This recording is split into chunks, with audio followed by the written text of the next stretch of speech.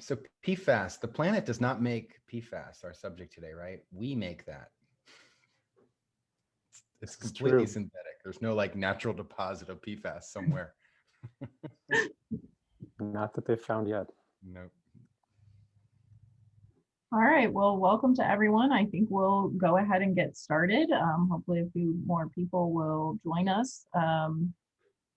My name is Ashley. For those of you who don't know me, I'm the incoming chair-elect for the Committee on the Environment for AIA Austin, the COTE committee. And we want to say thank you to our committee sponsors for making today and all of our events possible this year. And with that, I'm just going to turn it right over to Christoph, who put this event together, to talk to us about today and introduce us to our speakers. So take it away, Christoph, thanks. Thank you, Ashley. Yeah, I think Ashley and Kendall are unsung heroes in the COTE committee, and I think we should realize that she has actually been completely involved, CC'd and commenting on every email that we've been trafficking in to set this up for you, the audience. So this is for you. So thank you. I would just like to invite you to kind of relax and listen, as opposed to feeling like there's a quiz coming up at the end of this. And just try to take in the larger story that's happening here. I'm gonna do a quick introduction and then hand it over to our speaker. So we're here today to talk about per and polyfluoroalkyl substances. And you heard that tangle there. We call them PFAS for a reason, PFAS.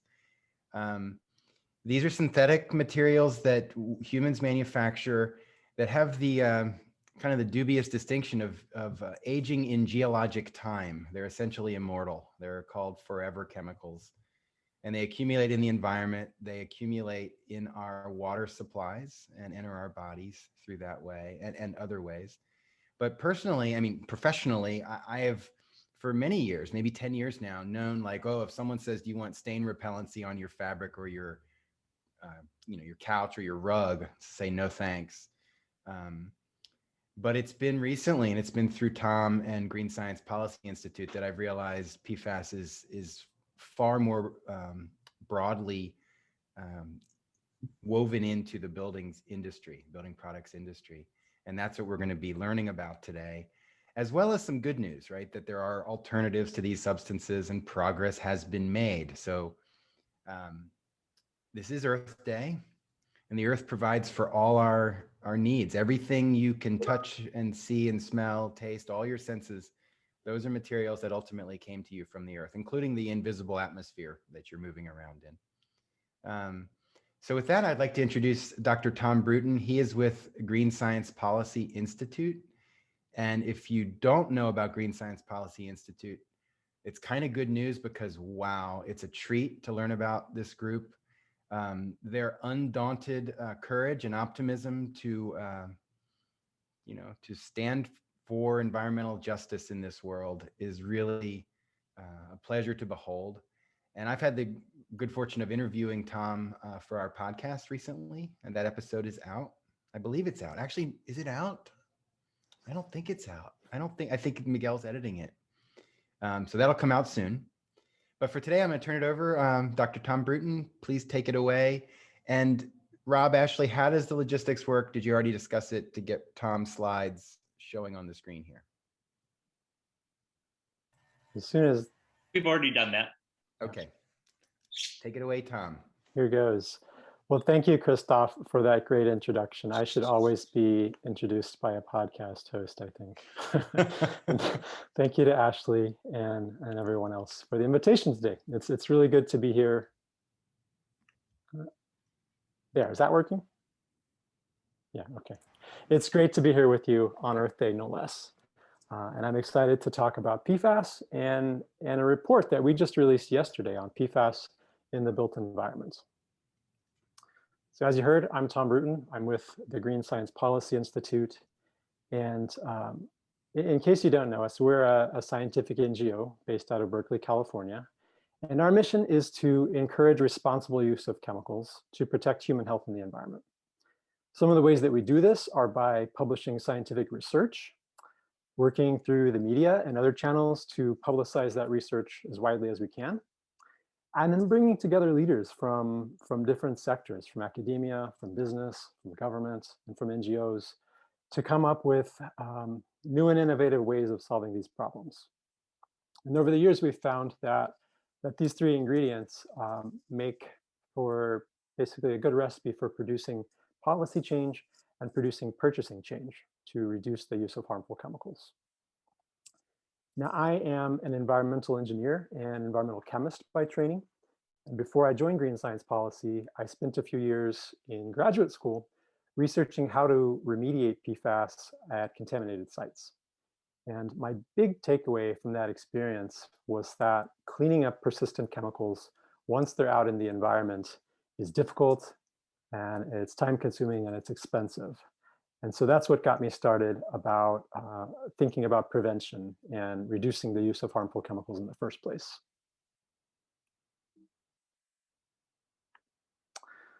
You've probably heard before that there are tens of thousands of chemicals on the market, and most of them were there before there was regulation. They got grandfathered in.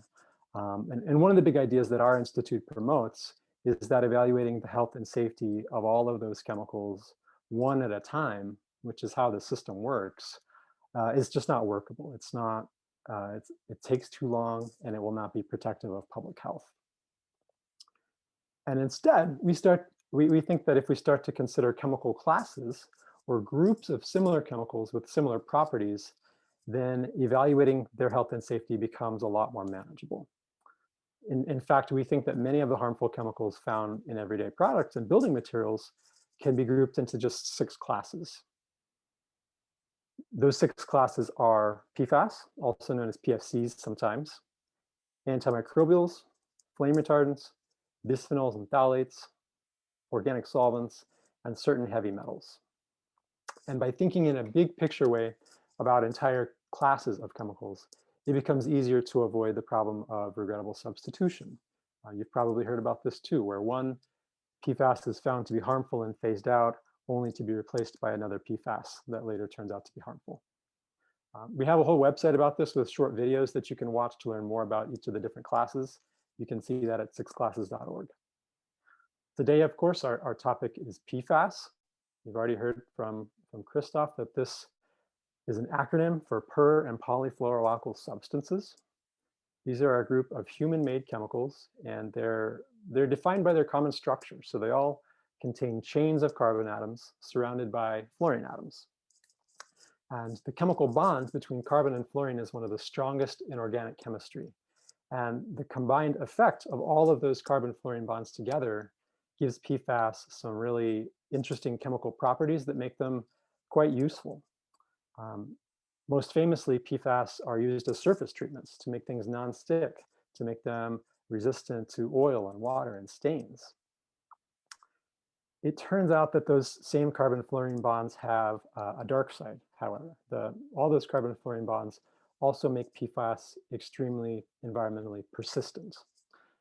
These chemicals break down very slowly, so slowly that they've been dubbed forever chemicals.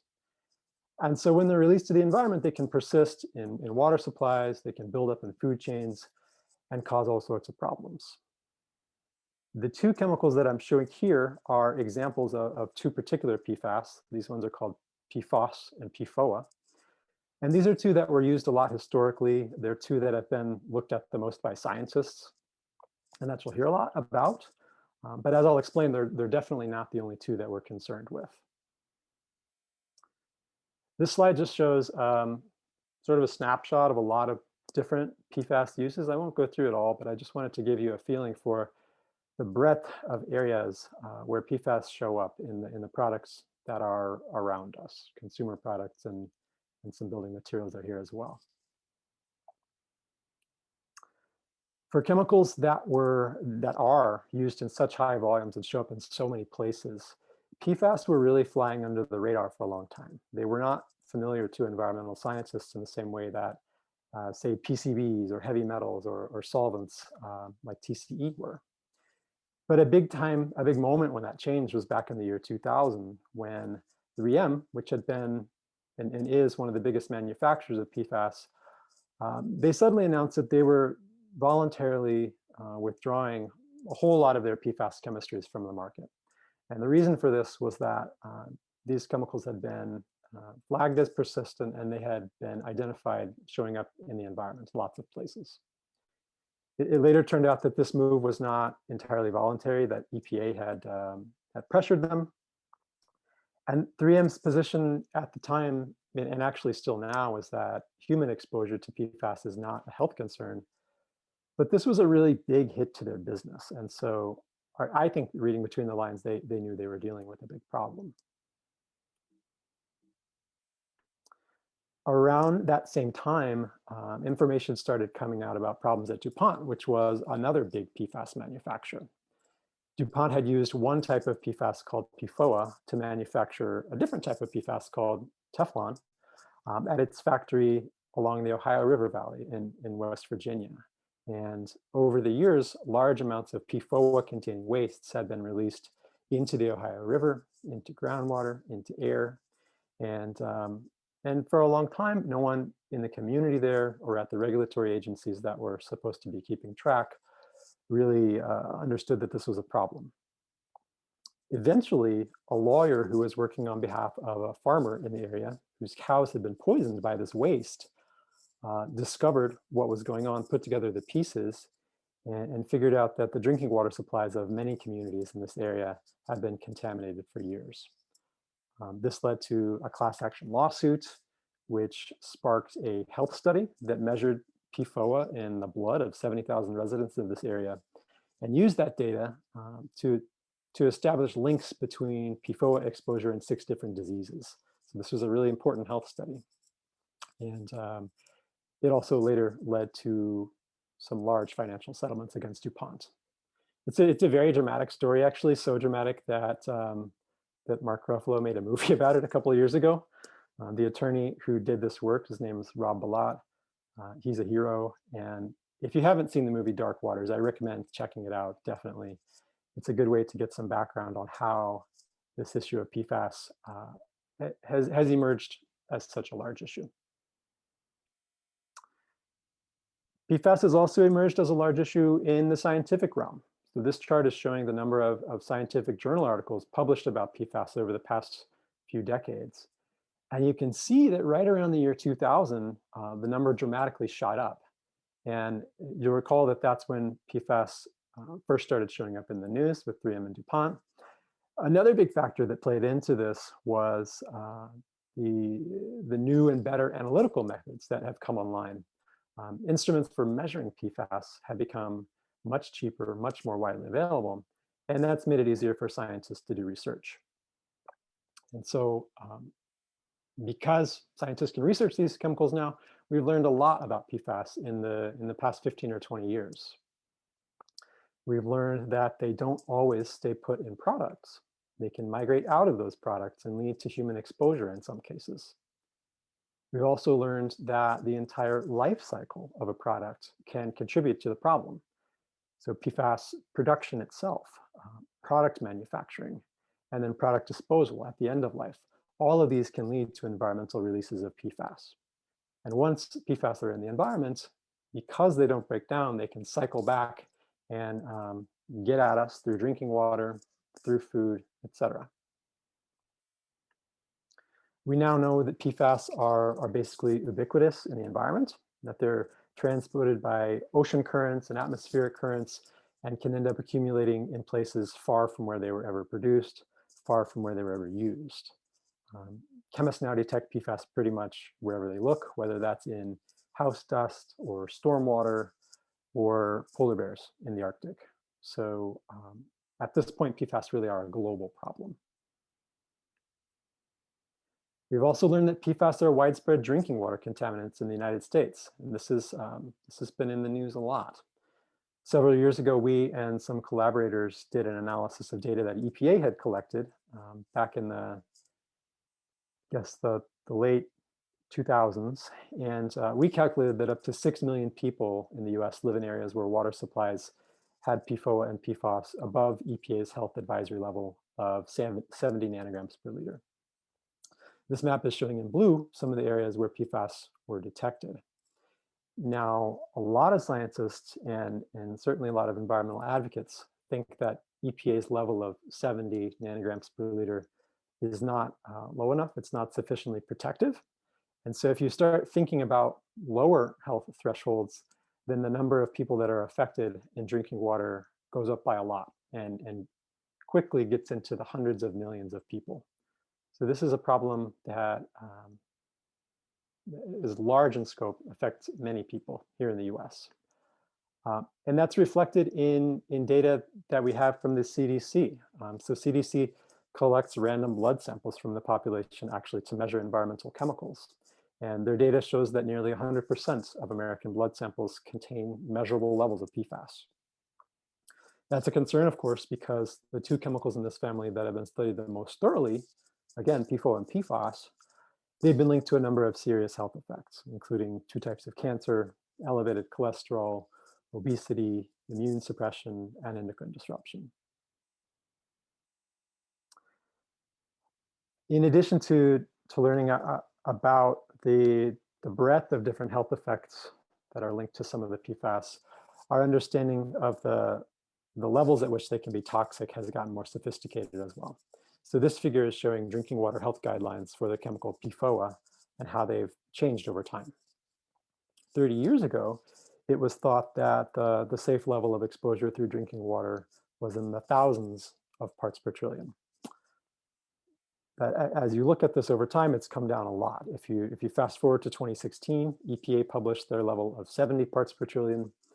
And in the years since, a growing number of states have either proposed or actually adopted levels that are even lower than that, down in the single digits parts per trillion. These are extremely low levels, and they reflect the fact that this particular chemical can be highly toxic.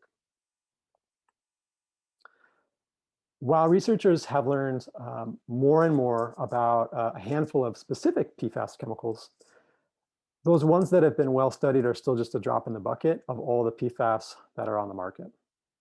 The OECD estimated a few years ago that more than 4,700 unique PFAS have been in commerce, but the amount that we can actually measure is much smaller. And that's key because measuring them is the first step to understanding the potential for harm or where they're ending up. For instance, the EPA certified method for measuring PFAS only covers 29 different compounds, and it's actually only applicable for drinking water. And then existing regulations are limited to a small handful of PFAS as well.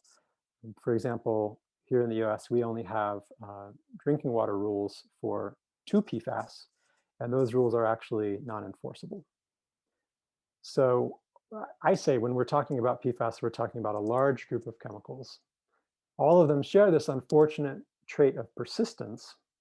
Some of them we know to be bioaccumulative and toxic, but most of which we know little about and very few of which have been regulated. And because of this, there's a growing number of scientists who think that PFAS ought to be managed as a class whenever possible. I was part of a group that published a paper on this last summer. And our big point was that the extreme persistence and potential toxicity of these chemicals make them all suspect, including polymers. Now, chemical industry would like to draw a line between PFAS that are polymers and PFAS that are not polymers. And the argument is that the polymers are large molecules, so large that they actually cannot get inside living cells and cause harm. That may be strictly true, but in the paper, we pointed out a bunch of reasons why that's not the full story, including the fact that the small molecule PFAS, the non-polymers, are used to make the polymeric PFAS. And in some cases, the polymeric PFAS can break down to the non-polymers. So the life cycle of all of these different PFAS is, it's inextricably linked, and they're all a problem. Other points we made in the paper are that there's not enough time to study all 4,700, or another list by the EPA actually lists 9,000 PFAS now. There's not enough time to study them all one at a time. And so instead, the focus should be on avoiding the use of this class of chemicals when that's possible. I'd like to read you a quote now to put all this in perspective.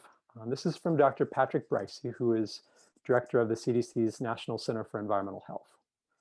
Back in 2017, he said at a conference that the presence of PFAS in US drinking water is one of the most seminal public health challenges for the next decades. And he went on to say that it won't be too long before we think hundreds of millions of Americans will be drinking water with levels of these chemicals above levels of concern. It's a strong statement for a high-level government official. And he was sort of the first one to come out and say this, but more and more voices in government are treating this as a serious problem.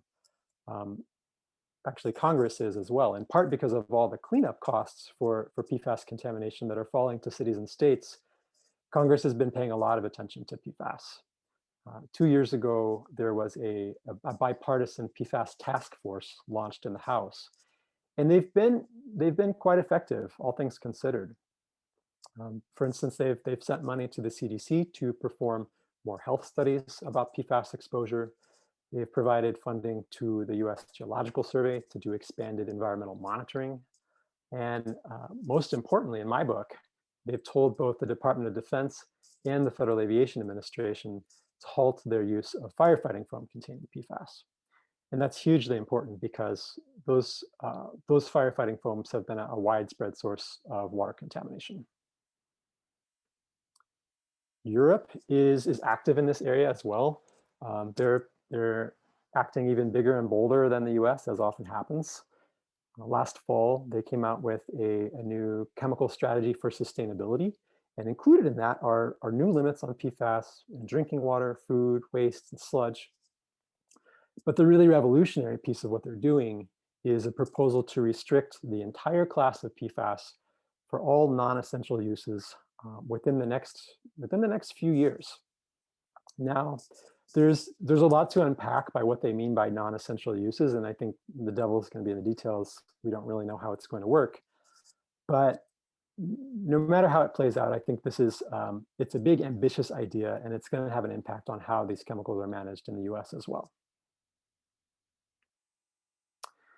So that was a sort of a brief introduction overview of PFAS, and I hope I've made the point that these chemicals they're problematic, they're difficult to clean up, and that prevention is preferable, and that they should only be used when necessary.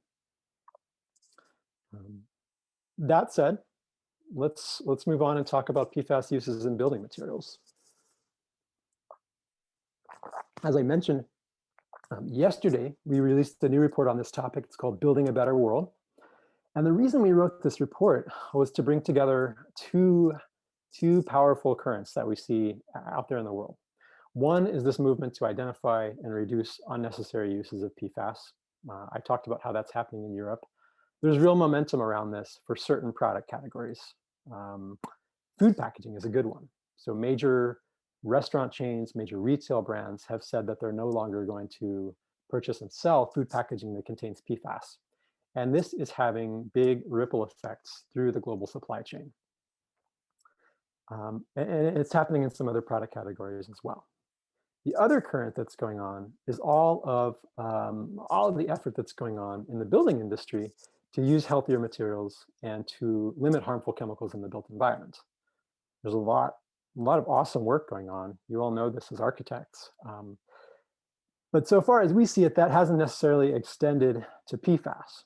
And so our goal in writing this report was to inspire more stakeholders from within the building industry to get involved in this work of reducing unnecessary PFAS uses. And the way that we are trying to do that is by pointing out some of the product categories where PFAS are typically used. Our methodology in writing the report was pretty simple. We tried to gather as much information as we could from as many places as we could. And that included peer-reviewed studies, government and NGO reports, active patents, company websites and data sheets, and then transparency labels like health product declarations and declare labels. And we actually compiled an appendix of all the transparency labels that we could find that disclose the use of PFAS, and that's provided as an appendix to the report. It's pretty interesting how many products actually disclose PFAS. A few caveats about the report. First, we're not claiming that this is an exhaustive list. There are a lot of potential uses of PFAS in building products, and we may have missed some. Second, the market share of PFAS-containing products is usually unclear. There are a few product categories where we feel like we have a pretty good idea that PFAS are or were used quite frequently. But for other products, the picture is definitely more fuzzy. On alternatives, we did our best to identify possible alternatives to PFAS whenever we could, but we are not actually experts in all these different types of building materials. And so there are some important questions about alternatives that we didn't even try to answer. Namely, what's the market share of the alternatives versus the PFAS-containing products? How commonly are they used? Also, are they effective? Are they truly functional, effective replacements for PFAS? We didn't really go there. And then finally, are they also chemicals of concern? We did not screen the alternatives that we identified for their hazard traits, and we actually just listed them. So an example that came up a lot is PVC as a potential alternative for PFAS.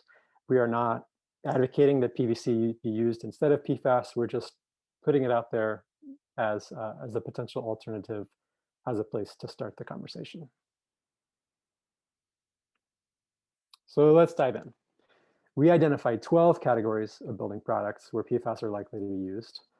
This includes roofing, coatings, flooring, sealants and adhesives, glass, fabric, wires and cables, tape, wood products, solar panels, artificial turf, and seismic damping equipment, something we use more here on the West Coast. And you can sort of argue about those last three categories, whether they're building products or not, but we thought they were interesting and deserved to be included. I'm not going to go through all of these, but I will dive into a few of them just to give you a feel for the types of uses that we see and some of the concerns that come up. The first one I'll talk about is roofing, where PFAS are generally used to resist weathering, to prolong a roof's useful life, and to reflect solar radiation to keep buildings cool. We found that PFAS can be used in asphalt roofing, metal roofing, weatherproofing membranes that typically show up on flat roofed buildings, and then tensile roofs and different types of accessory materials. We normally associate asphalt roofing with shingles, and an important component of shingles are the granules that are used to give shingles color and durability, and also to provide ballasting. There's a really primitive diagram of the layers of a shingle here that shows these little ceramic granules that are embedded within the asphalt of the shingle. And PFAS come into this as coatings for special high reflectivity granules that are used to reflect more sunlight and keep buildings cooler. PFAS coatings are used on metal roofing to protect against corrosion, scratching, and color loss. They're also used, again, to increase reflectivity for energy efficiency. When PFAS show up in weatherproofing membranes, they're there for moisture control, for reflectivity, for durability, and also for stain resistance. And those PFAS can be present as an individual layer within a multi-layer assembly, or they can be used as a coating on top of those membranes. Tensile roofs can also be made of PFAS. These are flexible tent-like roofs that are often used at high-profile structures like the Denver airport is one that comes to mind, also the Minnesota Metrodome. And then finally, PFAS are also used in roofing accessories. Gutters can be coated with PFAS, for instance, to prevent clogging and retain color. And roofing nails can be coated in PFAS to give them extra durability and to help the nails penetrate into shingles. So just within this category of roofing, you can see we found quite a large array of different types of PFAS uses. And an interesting question that comes up is whether roofing could be a source of PFAS releases to the environment. There's a lot of precipitation that falls on a lot of square footage of roofs, and we know that PFAS are present in stormwater, but we don't really know how the PFAS gets there. And so I think more research is needed to look into whether building materials like roofing could be contributing to this. And the concern is that PFAS in stormwater can become PFAS in drinking water, where it can enter the food chain and build up in fish and harm wildlife or people that eat the fish. Next category I'll talk about is coatings, which we used as a catch-all for metal coatings, paint, wood lacquers and sealers, sealers, I always get it confused, and then plastic coatings. And in these applications, PFAS are typically being used to improve ease of application, weather resistance, finish, and durability. PFAS are used in coatings for metal roofs, like I mentioned earlier, but they're also used as exterior finishes for architectural metals like curtain walls, and also in bridges and industrial structures. They're also used in high-touch metal surfaces within buildings, like elevators and sanitary fixtures. Unlike paints, most of these metal coatings seem to be applied at the factory during fabrication of the parts of the products. And then some of the brand names for these coatings you may have heard of. They're things like Kynar, Fluoripon, Hylar, and Lumiflon. PFAS are used in paints, both as binders that help join the different ingredients in paint together, and as additives for improving the flow, the spread, glossiness, and decreasing bubbling and peeling. They're used in specialty paints that are marketed for things like stain resistance, resistance to graffiti and water, and they're also used in powder coats. PFAS are added to wood lacquers and sealers as wetting agents, and also, again, to add stain resistance and oil and water repellency.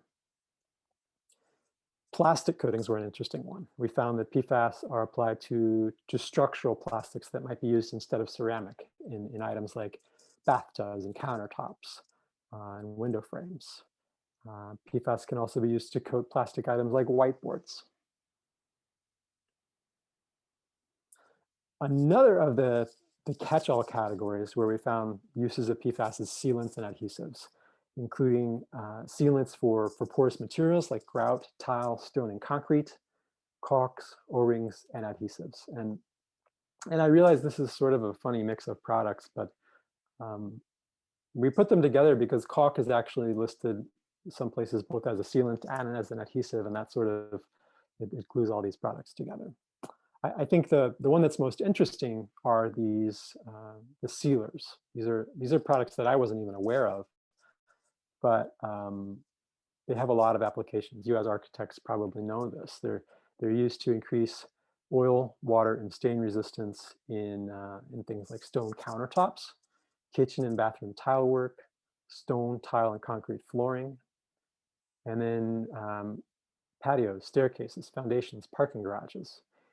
And when they're used outside in exterior surfaces, a lot of these products are marketed also as limiting the buildup of snow and ice.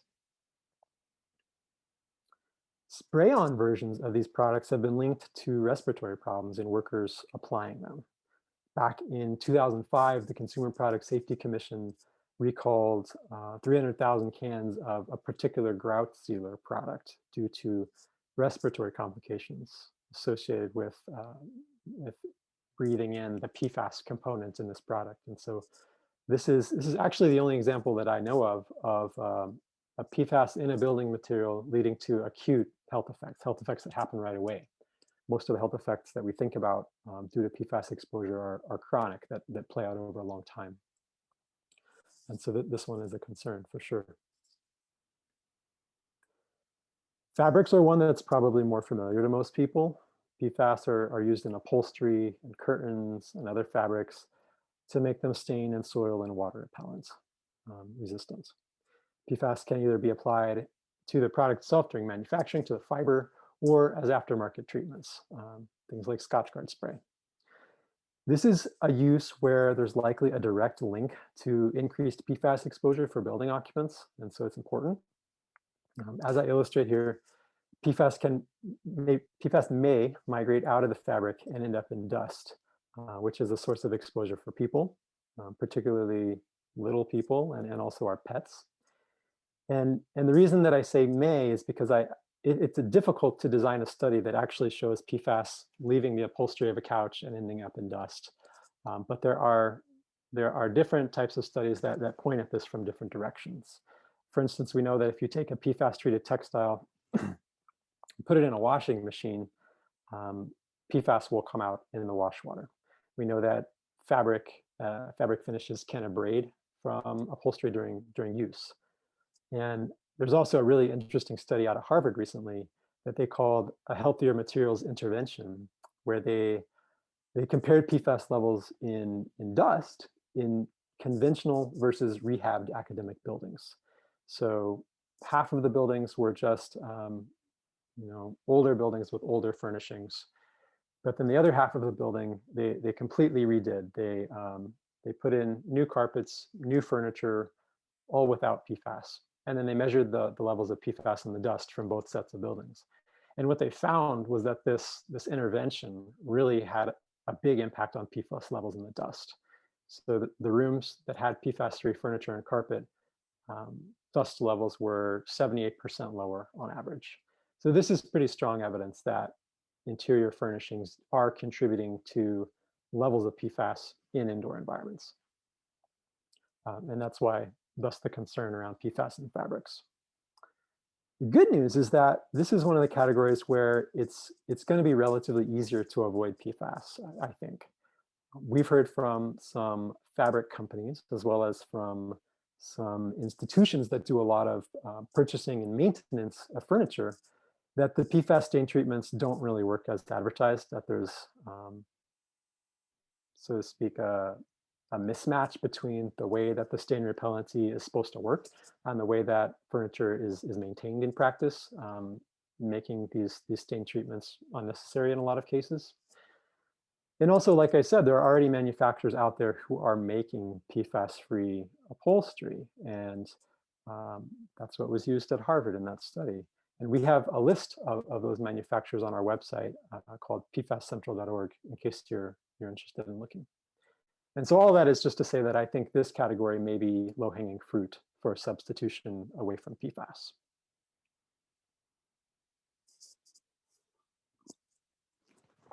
And so even more good news, to show you that this talk is not all doom and gloom on Earth Day, is this is the success story from carpet. So PFAS were used for a long time in carpet to prevent staining and soiling. And carpet was actually thought to be a significant source of human exposure to PFAS, especially for kids who spent a lot of time on the floor. But over the past few years, there's been a big shift in the industry, with most manufacturers having either stopped using PFAS altogether or having dramatically reduced their usage. And this happened for a lot of different reasons. It happened because of demand from large purchasers, who are the customers of carpet manufacturers. It happened because of the threat of looming regulation from our Department of Toxic Substances Control here in California. And also, I think potential liability from releasing PFAS-containing waste streams from carpet manufacturing facilities probably played a role. We at GSP played a small role in this by convening a couple of workshops with carpet manufacturers to talk about how some of these drivers might impact their industry.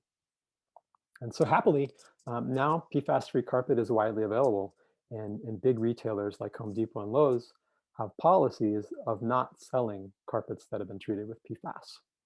So change is possible, change is happening.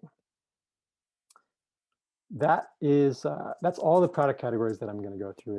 It's sort of a mind-numbing list to think about how many places they're used.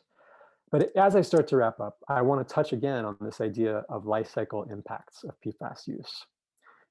Not all of those uses of PFAS in buildings are going to lead to increased exposure for the occupants of the buildings. They will, however, contribute to PFAS pollution over the life cycle of the product. Production of the PFAS chemicals themselves is a dirty process, and historically, PFAS manufacturing sites have been the biggest sources of PFAS releases to the environment in the world. Factories that buy PFAS and use it to manufacture another product have also been big sources of contamination. There's also the potential for pollution at the end of life of products. So if a material is sent to a landfill, PFAS can leave the product and can migrate out of that landfill and leachate and enter the environment. If a material is recycled at the end of its life, there's a potential for releases of PFAS during the recycling process, or releases from whatever that new product is. And so all of these are reasons why it's important to try and reduce the use of this entire class of chemicals. The good news is you can help. We think that everyone has a role to play here, whether you're an architect, designer, and builder, a building product manufacturer, or someone sitting in government. And the first step has to do with transparency and being an advocate for increased ingredient disclosure. There's more and more of this going on, but it's still not enough. Like I said, we did pull a lot of disclosure forms to get some of the information to use to write this report, and they're in our appendix if you want to see them. We think that people should be asking for those more. We think that building products manufacturers should be supplying them more. Second, if you're considering a product that contains PFAS, you should ask whether the function that PFAS is providing is really necessary. Does the fabric that you're specifying actually need to have a PFAS stain treatment? Sometimes the answer might be no, and it's as simple as that. Third, when a function that PFAS provides really is necessary, look for safer non-PFAS alternatives. And if they're not there immediately and obviously defined, convey your demand for those up the supply chain so that manufacturers hear about it. Finally, when you're doing all of this, try and avoid the entire class of PFAS and watch out for marketing that says things like PFOA free, because that often means that, that the product contains a different type of PFAS instead of PFOA. So all of these are ways that everyone can get involved in doing this work. Some more concrete ways that you can get involved maybe are by reading the report. I'm going to drop a link to it in the chat as soon as I'm done sharing my screen, but it's pretty easy to find from our website homepage, greensciencepolicy.org. Please share it with your networks. Please also let us know if you know about uses of PFAS in building materials that we missed. We'd like to keep doing this work, keep compiling uses, and make it as comprehensive as we can. And then most importantly, send us information about functional non-PFAS alternatives in building products, anything that you know. In writing this report, we really, we see that we're drawing attention to a problem, but it's a problem that we don't necessarily have the answers to, and we really want to work with stakeholders within the building industry to crowdsource this and figure out what are the good alternatives to PFAS. So if you have information about those, we're really eager to get our hands on it, and we're going to figure out how to make that more widely available. Please email me anything about that at tom@greensciencepolicy.org. If you want to learn more, we're doing a webinar on this report in PFAS and building materials with special guest Rob Balot, that attorney who uncovered the situation at the DuPont plant in West Virginia. You can sign up for that at our website, greensciencepolicy.org. You can also sign up for our monthly newsletter to hear more about PFAS and other chemicals of concern. And if you really want to do a deep dive on PFAS, go to pfascentral.org, which is a website where we curate the latest news, science, and policy around PFAS. And that's also where we keep our list of PFAS-free consumer products that you might find it interesting to peruse. With that, I'll wrap up. I want to say thank you to my co-authors on this report, Seth Fernandez and Carol Kwiatkowski, who were totally essential. Thank you for your attention, and I'm happy to take any questions now. Thank you, Tom. That was wonderful. I have questions if no one else does, but I'll wait and see if you guys are thinking of your questions. Okay, I'll start. Actually, before I make a question, I'd love to make a statement. Arlene Bloom is also going to be speaking with you at that webinar, if I understand right. That's right, yes. Yeah, and so Absolutely. Arlene Bloom is, as far as I know, she's the heart and soul of Green Science Policy Institute. And she is like a living, legend, like Nelson Mandela or MLK in the social justice world. Arlene is that in the chemical or environmental justice world. And any of you remember like stockings with flame, pajamas with flame retardants. She was the force behind getting that out. Okay, so this is here's my question. PFAS is leaching out of chemicals, leaching out of products, and it enters our water. I guess it's a contradiction in terms. Like, is there a way to make it stickier so it stays in the product and doesn't leach out? But that's the whole thing. It's not sticky, right? I don't know. Can you comment on that? Well, it's not simple. There are a lot of different types of PFAS, like I said, and some of them are, to put it easily, more sticky than others in products. Certain types of them are a lot less likely to leach out into the environment. Fabrics are one where the particular type of PFAS that are used are more likely to come off. But in things like electrical cables or wires, I don't have a lot of indication that that's likely to leach PFAS into the air of a building plenum, for instance. Okay. So it does depend on the chemical you're talking about. Got it. Okay, question. So you I don't see that as a reason for using one versus the other. No. They still I agree. all have this messy life cycle. So I imagine most of us have one of those, like in our office or near us, the whiteboard. I mean, should I wear gloves when I clean my whiteboard? I mean, when I use the wipe, is that like now hazardous waste? I mean, no, I wouldn't say that. I wouldn't say that. If I had, my guess is that the PFAS that are used in that whiteboard are polymeric and they're not coming out into your office. Ah, good. Yeah. So it's really the fabrics are the main ones that are coming out, but once they're out, they're bioavailable. Like we take them up. Yes, that's and right. they seem to be sticky in us. Like, dust, why don't we get? They can stick to dust. Some of them are in air. We can breathe them in that way. And you're right. Some of them in particular are really sticky in us. They're very bioaccumulative, and so they persist in our body for years, actually, and that's why they cause such problems. Right. Yeah. Where do we know where in our bodies? I mean, are they in the lining of my lung because I breathed them in dust, or are they in my blood or tissues? Do we know where? Yeah, we do know some about that. For the PFAS that have been studied the most, they bind to proteins in blood, and so they're transported throughout the body, and from the blood they can move into different organs. So perfect. The liver is another hot spot where a lot of PFAS show up because there's a lot of protein there too. Right, of course.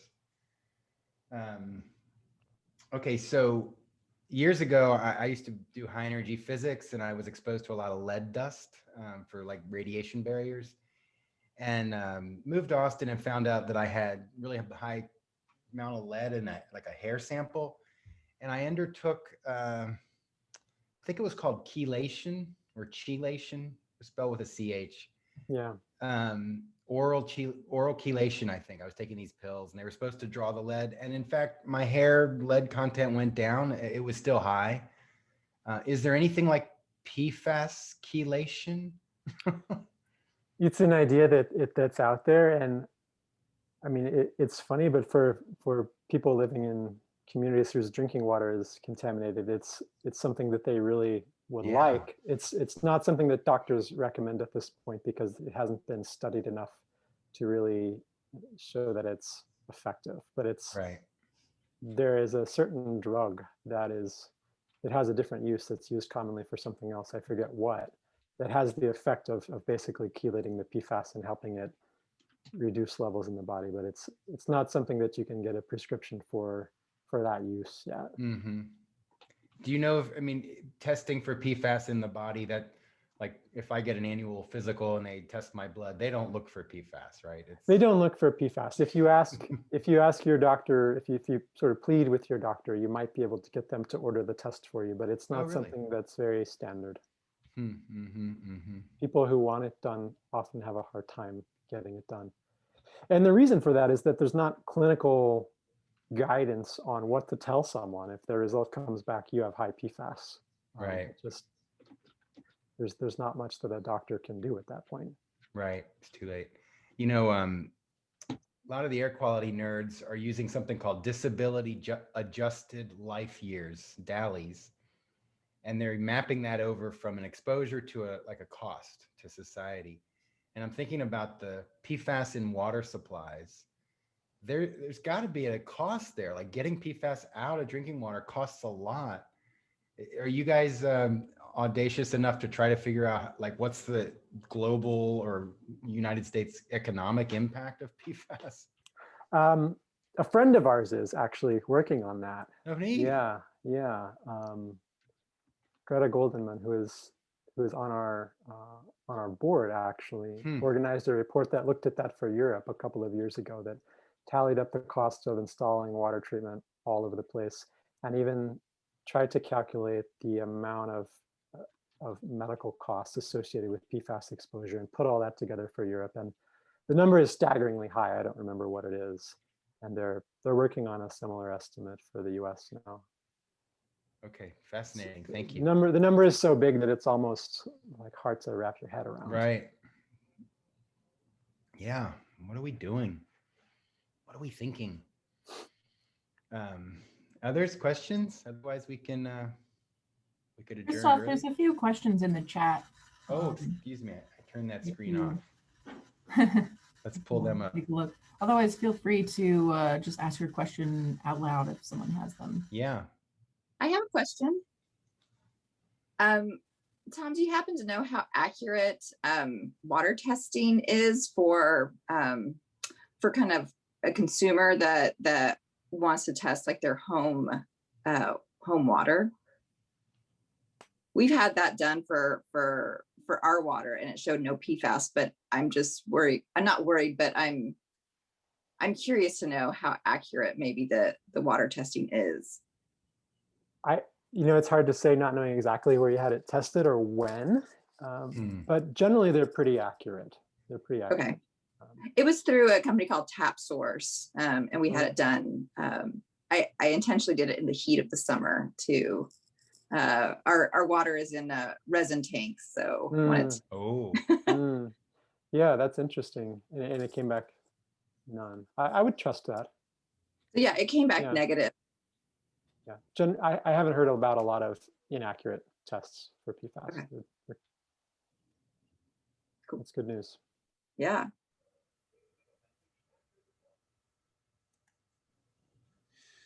I have a question. Given the number of chemicals that fit into each of those categories, do the tests really catch all of them? I mean, you would think that you might need separate tests for different chemicals within that in order to be able to detect them, and particularly if you're getting into quantitative analysis to know how much of it you have in there, which you really have to do if you're trying to meet some particular critical limit or standard. Yeah, you're absolutely right. And so almost everything in our report is not based on testing. It's based on a manufacturer says PFAS are used for this. And so that's the information that I'm presenting here. But when people are doing testing of products, screening of carpet, for instance, they're typically using methods that detect fluorine. And they're using that as a proxy for PFAS, because typically all of the fluorine that you see is going to be, or fluorine incorporated into an organic chemical, which is a PFAS. There's not that much inorganic fluoride out there. So total fluorine methods are used more and more for that kind of thing. If in the EU, for instance, there are threshold limits for a handful of particular PFAS in products, like a limit of PFOA at 1 ppm, for instance. And so there are specific methods, standard methods for testing PFOA in products. But it wouldn't tell you anything about the other thousands of PFAS. Interesting. And I guess an EPD may include that, but they have kind of a limit on the number of materials that they're showing and that they're documenting in that report. We may have something that's below the limit that would show up there and still could be a quantity of concern. Yeah, that's true. And PFAS are, like I said, they're really effective chemicals, actually. And so a little bit can go a long way. And I wouldn't be surprised if there are some that are riding below those reporting thresholds in those documents. Yeah, because you've talked about, like, nanograms and such, that's pretty small. Yeah, I'm not sure that anyone's using nanograms per gram in a product, but in water, that's what we're talking about measuring. That's what we're seeing health effects related to. Interesting. Okay, yeah, it's a difficult subject here because it seems a lot of these things we're not going to be able to get away from them. Something like polyfluoroalkyl cable for fire resistance and stuff like that. I'm not sure what else would be out there. Yeah, I'm not either. We have to use it by code. So, okay. That's another interesting point is places where codes may be requiring the use of this. In some cases, I think that codes are forcing the use of PFAS in metal coatings as well. For instance, I read that in Japan, all bridges are basically required to be coated with PFAS because of the Durability. The specs for the durability, yeah. Wow. Interesting challenge. Okay, thank you. Tom? Yes. Hi, I asked this in the chat, but I'll ask it out loud. Do we know anything about the transdermal method of exposure to PFAS? You showed that it's in cosmetics and even like from crawling on carpet, things like that. Is the transdermal path? Yeah, that's a really good question. There's not a ton of research about transdermal absorption, but generally scientists seem to think it's less important than consuming PFAS in food or in water, except perhaps in the case of cosmetics, right? That's one where transdermal absorption seems like it could matter. And actually, I and some collaborators just are working on a paper where we measured a bunch of cosmetics from the US market and we screened them for fluorine using one of these total fluorine methods. And we found PFAS in a lot of cosmetics and a lot of waterproof lipstick and waterproof mascara. So is that industry making any, is that industry making any moves to eliminate PFAS cosmetics? Not that I know of yet, but we're going to put this information out there and hopefully that'll help. Great, thank you. Sure. And actually there are rumblings that Congress will introduce a bill to ban PFAS in cosmetics, although I don't know what the chances of that actually happening are.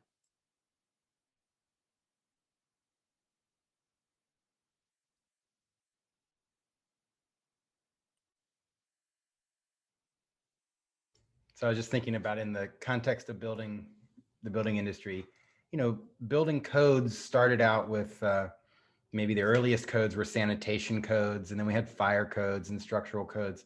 Always the theme of protect the public, right? So when I talk about air quality a lot, and I say, it is not out of the realm of question that we're going to have an air quality code, certain levels in the air. And this is a whole nother angle on that, a chemical exposure code or Yeah, and that's an interesting point. Codes are something that we've grappled with a lot in the area of flame retardants, which is the class of chemicals that really got our institute started. And right now, the building code requires that foam plastic insulation contain flame retardants. There's not good evidence that those flame retardants lead to better fire safety outcomes, actually. I mean, in most of the US, it's actually required that if you're burying insulation below grade, it's still required to have flame retardants, and that just doesn't make sense. But those chemicals can come out of insulation, and we know that, and we know that they're toxic. Right. So it's tough. Yeah. The NFPA 285 is the big standard, and it's heat generated and flame spread. There's nothing about health in there. I mean, there is, you don't want to get burned, but there's nothing about toxic fumes generated. Right. Which is really, and that the firefighter lobby is incredibly against flame retardants, which is pretty telling data point. They are, and they're coming out strongly against PFAS as well, because their turnout gear contains PFAS. Oh, wow. And they use these firefighting foams, so they are right, firefighting foams. Yeah, they're big allies in this. So firefighting foams, that's why it's military bases are strongly correlated with PFAS in groundwater. Is that because they use those firefighting foams? That's because they train with those firefighting foams, a couple times a month for decades and Right. sprayed it. Man. Yeah. Fortunately, they don't do it for training anymore. Yeah, let's see. I'll make sure I get all the questions out of the chat here. There's one about, is there a way to remove PFAS once it's in the environment, once it's in the groundwater, soils? Well, there's a way to remove it from drinking water. If you have a well that is going to feed your drinking water supply, we can filter PFAS out. That's not a huge problem. But as far as taking it all out of the environment, out of the polar ice and the Mariana Trench, I don't think there's much hope. It's just there. Mm-hmm. Okay. Wow. That's a pessimistic one to end on. No, we should keep going then. So you mentioned there was a part 2 to this presentation?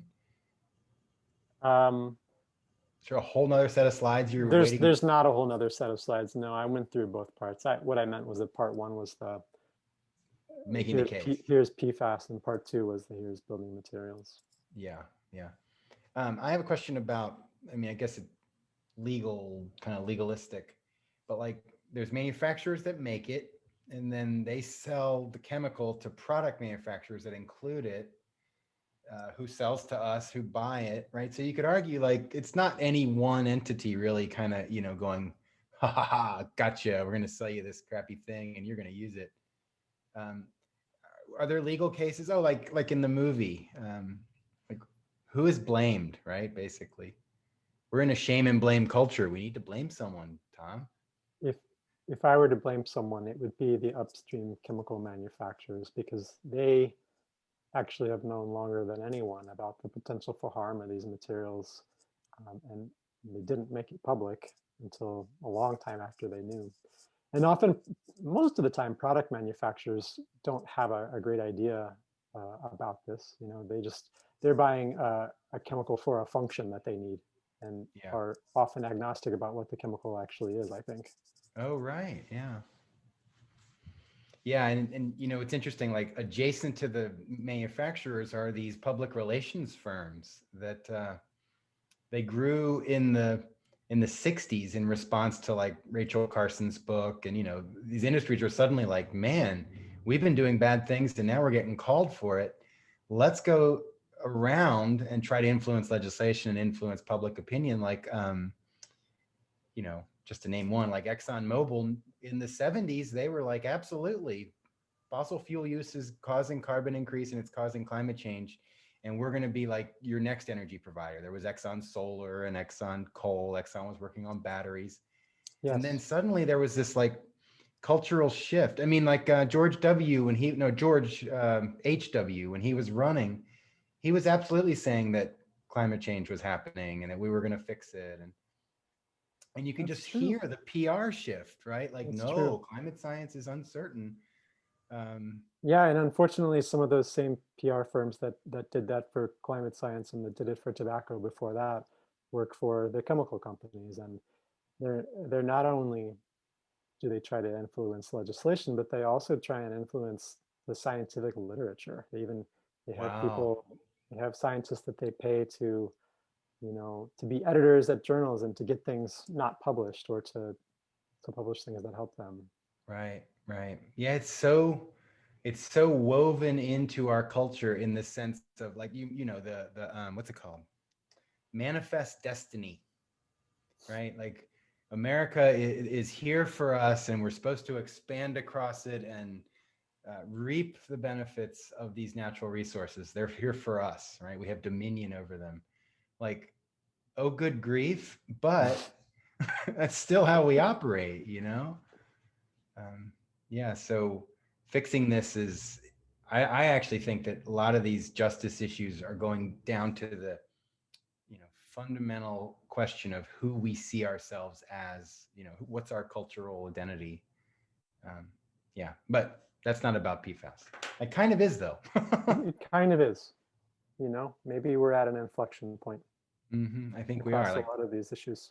A lot of us here are probably like, yikes, I had no idea. I truly, until we spoke about a week or two ago, I felt like I was an informed individual in this space, and I was not.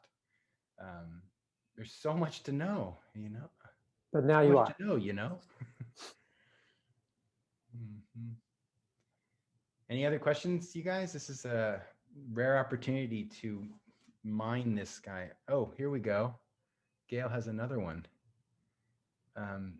She's asking if otter wax, does that come from otters, Gail? Would be a satisfactory replacement for PFAS for waterproofing. No, it doesn't, but it is a natural wax.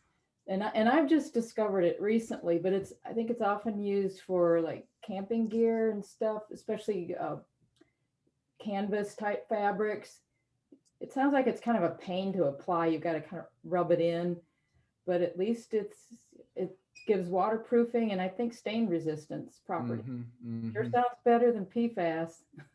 It does sound like a good alternative. I mean, the rub is getting big manufacturers of garments and products to adopt something like that. Great. If it doesn't work quite as well, then getting them to do that is tough. But for you and me, it sounds like a great thing. Yeah. Good to hear. Man, so since I've been learning about this the last few weeks, I was noticing my neighbor was spraying this thing on his tires after washing his car to make it shiny. And I was pretty sure there was some sort of stain repellent, PFAS in there. There have been a couple reports of car washes that contaminated groundwater. So some sort of car wash product likely does contain PFAS. Maybe it's windshield cleaner. I don't know. Wow. And if you have a product that contains PFAS, that goes to like hazardous waste recycling, the city's center for hazardous waste. It doesn't just go into trash, right? Legally, it can go in your trash. Legally, PFAS are not hazardous waste in the United States, and that's a whole nother issue. Something that hopefully Congress can fix. And I don't think that the hazardous waste places know what to do with it. Yeah, I always wonder.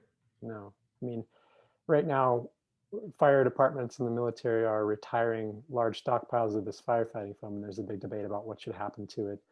The first thought that a lot of those people in charge had was to burn it at waste incinerators, but it's not necessarily a good idea. It hasn't been tested what the effects of that are going to be. And so there are just stockpiles of it building up right now, waiting for a solution.